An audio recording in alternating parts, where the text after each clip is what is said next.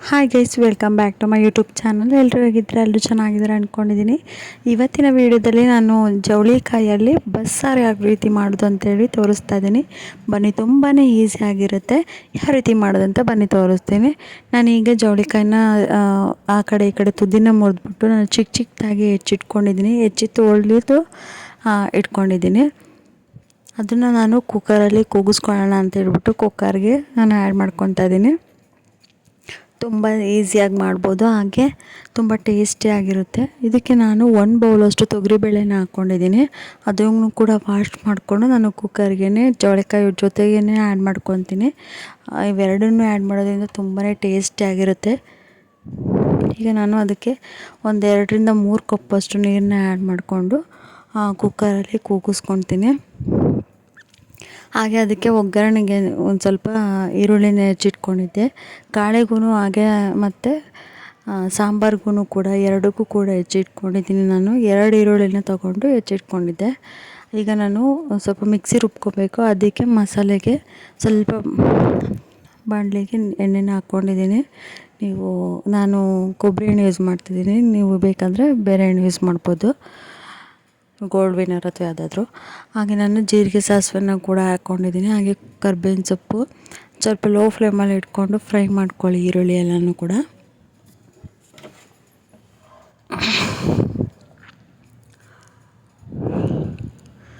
ಹಾಗೆ ಈರುಳ್ಳಿ ಎಲ್ಲ ಚೆನ್ನಾಗಿ ಫ್ರೈ ಆದಮೇಲೆ ಇದನ್ನು ನಾನು ಮಿಕ್ಸಿ ರುಬ್ಬಲಿಕ್ಕೆ ಅಂತೇಳಿ ಒಗ್ಗರಣೆ ಮಾಡ್ಕೊತಾ ಇದ್ದೀನಿ.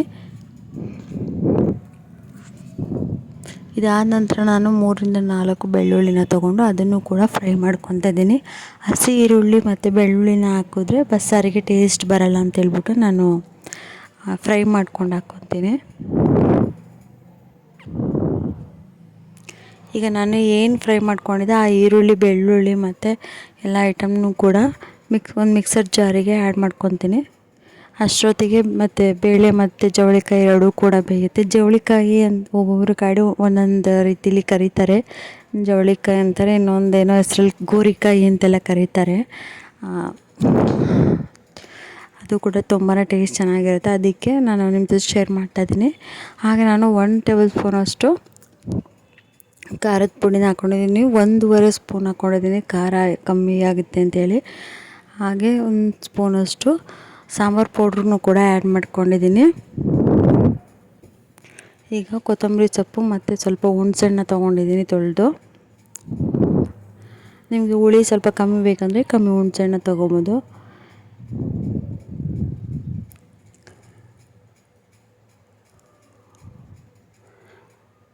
ಹಾಗೆ ಯಾರೆಲ್ಲ ನಮ್ಮ ಚಾನಲ್ನ ಸಬ್ಸ್ಕ್ರೈಬ್ ಮಾಡಿಲ್ಲ, ಪ್ಲೀಸ್ ಸಬ್ಸ್ಕ್ರೈಬ್ ಮಾಡಿಕೊಂಡು ಸಪೋರ್ಟ್ ಮಾಡಿ. ಹೊಸ ವೀಡಿಯೋಸ್ನ ಶೇರ್ ಮಾಡ್ತಾಯಿರ್ತೀನಿ. ಹಾಗೆ ಸ್ವಲ್ಪ ತೆಂಗಿನಕಾಯಿ ತುರಿನ ತುರಿದಿಟ್ಕೊಂಡಿದ್ದೆ ಆಲ್ರೆಡಿ ನಾನು. ಅದನ್ನು ಕೂಡ ಮಿಕ್ಸರ್ ಜಾರಿಗೆ ಹಾಕ್ಕೊಳ್ತಾ ಇದ್ದೀನಿ. ಅದನ್ನು ಸ್ವಲ್ಪ ಕಾಳು ಒಗ್ಗರಣೆ ಮಾಡ್ಕೊತೀನಲ್ವ, ಅದಕ್ಕೆ ಎತ್ತಿಟ್ಕೊಂಡಿದ್ದೀನಿ. ಈಗ ಅಷ್ಟೊತ್ತಿಗೆ 2 ವಿಷಲ್ ಹಾಕ್ಸ್ಕೊಂಡಿದ್ದೆ. ತೊಗರಿಬೇಳೆ ಮತ್ತು ಜವಳಿಕಾಯಿ ಎರಡೂ ಕೂಡ ಈ ರೀತಿಯಾಗಿ ಬೆಂದಿತ್ತು.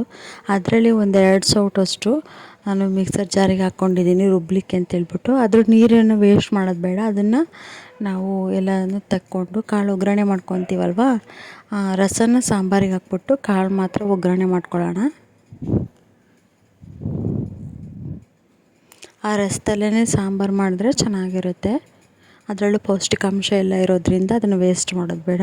ಈಗ ನಾನು ಅದೇ ಬಾಣಲಿಗೆ ನಾನು ಸ್ವಲ್ಪ ಈರುಳ್ಳಿ ಹೆಚ್ಚಿಟ್ಕೊಂಡಿದ್ನಲ್ಲ, ಆ ಈರುಳ್ಳಿ ಸ್ವಲ್ಪ ಕರ್ಬೇವು ಸೊಪ್ಪೆಲ್ಲನೂ ಹಾಕ್ಕೊಂಡು ಫ್ರೈ ಮಾಡ್ಕೊತಾ ಇದ್ದೀನಿ. ಈಗ ನಾನು ಆಲ್ರೆಡಿ ಕಾಳು ಎಲ್ಲ ಇತ್ತಲ್ಲ, ಅದನ್ನು ಇದಕ್ಕೆ ಹಾಕ್ಕೊಂಡು ನಾನು ಮಿಕ್ಸ್ ಮಾಡಿಕೊಂಡು ಕಾಳನ್ನು ಒಗ್ಗರಣೆ ಮಾಡ್ಕೊತಾ ಇದ್ದೀನಿ. ತುಂಬಾ ಸಿಂಪಲ್ಲಾಗಿ ಫಾಸ್ಟಾಗಿ ಮಾಡ್ಕೊಬೋದು.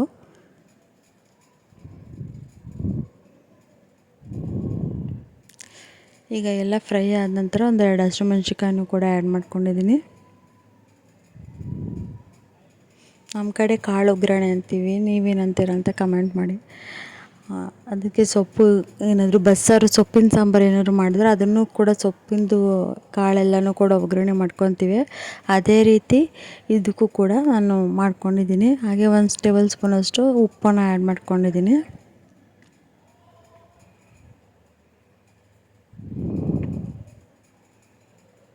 ಈಗ ಫ್ರೈ ಆದ ನಂತರ ಕಾಳು ಬೇಳೆ ಏನು ಬೇಯಿಸ್ಕೊಂಡಿದ್ವಿ, ಕಾಳು ಮತ್ತು ಜವಳಿಕಾಯಿ ಏನು ಬೇಯಿಸ್ಕೊಂಡಿದ್ವಿ ಅದನ್ನು ಇದರೊಳಗಡೆ ಮಿಕ್ಸ್ ಮಾಡ್ಕೊಬೇಕು.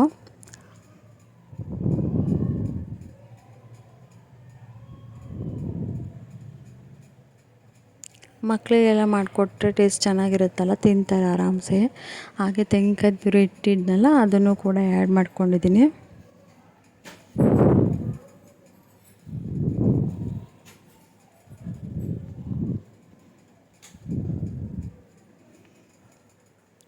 ಈಗ ಒಂದು ಸೈಡು ಕಾಳು ರೆಡಿ ಆಯಿತು.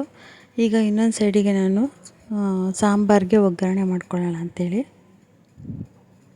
ಈಗ ಸ್ವಲ್ಪ ಎಣ್ಣೆನ ಹಾಕ್ಕೊಂಡಿದ್ದೀನಿ. ಕೊಬ್ಬರಿ ಎಣ್ಣೆ ಆಗಿರೋದ್ರಿಂದ ಸ್ವಲ್ಪ ಹೊಗೆ ಬರುತ್ತೆ ಸ್ಟಾರ್ಟಿಂಗ್ ಜಾಸ್ತಿ ಕಾದಾಗ. ಅಷ್ಟೊತ್ತಿಗೆ ಈಗ ರುಬ್ಬಿದಂತಹ ಮಸಾಲನೂ ಕೂಡ ರುಬ್ಕೊಳ್ಳೋಣ, ಮಿಕ್ಸಿ ಹಾಕಿದ್ದಂತಹ ಮಸಾಲೆನೂ ಕೂಡ ರುಬ್ಕೊಳ್ಳೋಣ. ಹಾಗೆ ಇದಕ್ಕೆ ಸಾಸಿವೆ ಮತ್ತು ಜೀರಿಗೆ, ಕರಿಬೇವಿನ ಸೊಪ್ಪು, ಸ್ವಲ್ಪ ಆನಿಯನ್ ಎಲ್ಲ ಎತ್ತಿಟ್ಕೊಂಡಿದ್ನಲ್ಲ ಅದನ್ನು ಒಗ್ಗರಣೆಗೆ ಹಾಕ್ಕೊಳ್ತಾ ಇದ್ದೀನಿ. ಸ್ವಲ್ಪ ಲೋ ಫ್ಲೇಮಲ್ಲಿ ಇಟ್ಕೊಂಡು ಹಾಕಿ.